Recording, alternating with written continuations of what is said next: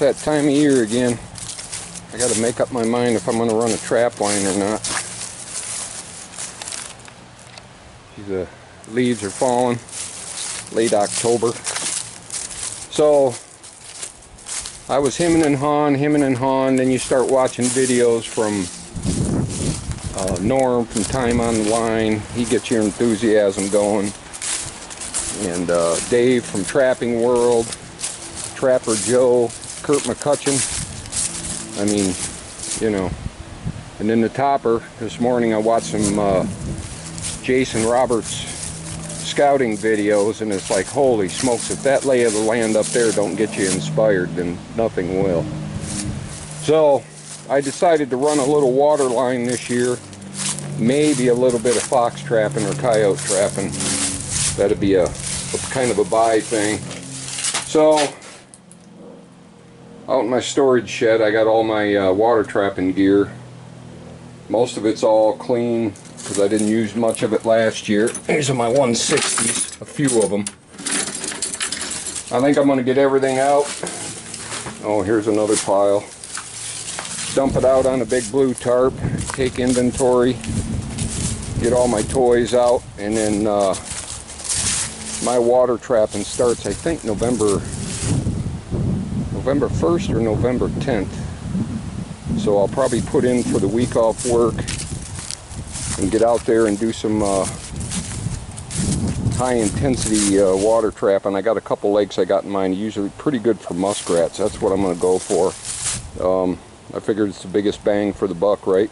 So I have another kayak on the way I bought from a friend of mine. It's identical to this one, except for not all scruffy. This one I left out over winter and all my camo paint got off, mouse chewed on it. So I'm going to modify this one. I'm going to open it all up. I'll probably make a hole here for a 5-gallon bucket. I'm going to take my jigsaw and cut the seat out of it so it's all open. And I may put another hole up here just to throw muskrats in it, stuff in. And I'll ride in the first kayak and tie it to this one. And then use this for my gear boat.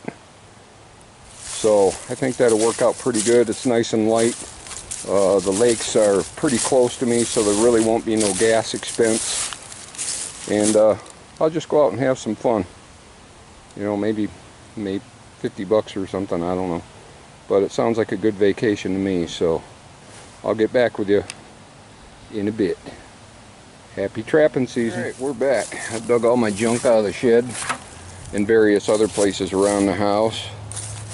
We got a pretty good pile of 110s. They look in pretty good shape. A little bit of rust, not bad. Got some modified 160s for the little bigger runs and stuff. I popped one spring off. They're just single spring. I might make a few more of them since I have so many 160s not being used. These are older 1.5s. They have a nice weak spring on them, so the muskrats won't have any trouble setting them off. These are my number 1s. I have real good luck with these. Coil Springs Dukes. I really like those. Nice and light. These are my good old number 1s. They're all in good shape. I think I got a 0 or 2 in there also. I'll use those on Drounder sets. Here's all my these I really like. These are old, you can't get anymore. Number 1 Stop Loss Victor. Jump Trap. I really like these two, super lightweight. But I bought some newer ones. These are Sleepy Creek. So far I'm happy with them. Of course I got my 330s for beaver, a bunch of Drowner rigs, foot traps for beaver, number 3 Duke, number 4 Duke, 4 coil. This number 3 I 4 coiled. Had good luck with them. What else we got? We got some funnel traps. Unfortunately in this state I can only have them 8-inch across the opening max by 3 feet long, so I make them about 1 inch under that. But I made a couple shorties too, situation occurs. We have our little 110 trap holders. I can just knock these into a log. They got a big rough screw on them. These work pretty good. I got a few window weights for muskrat drowner rigs. Stakes in various sizes. I have a lot of muskrat runs in that one particular lake in deep water. And I make my stakes, this is all womanized. Nice strong pine. It will actually hold a coon if it's in deep. I make them all 7/8 by 1 inch because these Duke 110s, when they're set, some of them you can you just set them right on the side of the stake like that, pinch right on there, and then you wire it off. But some of them will fit a 7/8, some of them will fit a 1 inch. Here's all my coyote rigs. Got these pre-rigged to drags. These are stakeables. Most of the stakes around I use cable stakes. I'll just keep these handy in the truck in case I find a great spot.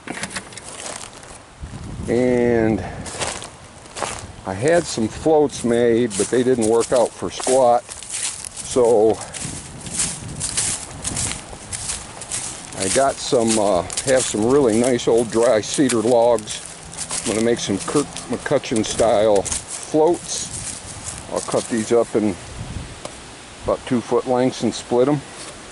Make a couple of those just to try them out. I've never had good luck, but with the natural log on there, it seems like it'd be a better idea. So I got quite a few of them. I have some 1-bys in the shed.